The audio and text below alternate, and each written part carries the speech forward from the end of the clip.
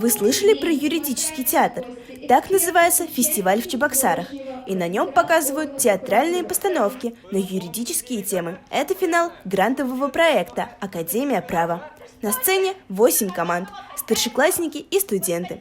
Волк серый незаконно проник в пределы частной собственности и, собственно, съел хозяйку. Но, не остановившись на достигнутом, воспользовавшись любознательностью ребенка, он съел и шапочку. Реакция зрителей как бы все равно сказывается на нас, хочется смеяться, вот почти раскололись некоторые. Сложно сдерживать смех, когда зрители смеются над тем, что происходит на сцене.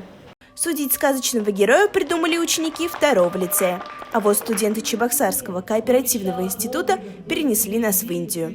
Мы хотели сделать контраст между судом строгим и Болливудом, то есть Индией. Ведь это выглядело все очень комично и красочно. Порядок! Порядок в суде! Наша история учит следующему.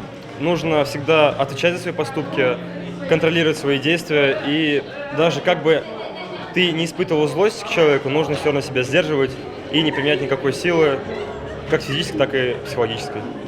Показать правовую и моральную оценку было очень важно. Также жюри оценивало артистизм и оригинальность. А вот литературная основа могла быть любой. Добрейшего денечка!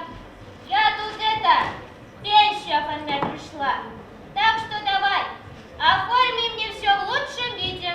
Вот эти сказки, они как бы юридический лад, да, переделали. Ну, действительно здорово, интересно.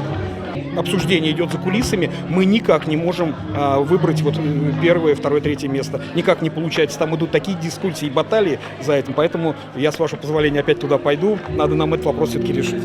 В итоге члены жюри придумали не распределять места. В фестивале победили сразу 3 команды. Отрывки из их выступления мы и показали в нашем ролике. Даша Шоклева, Рома Антонов, медиацентр Куча-Мала.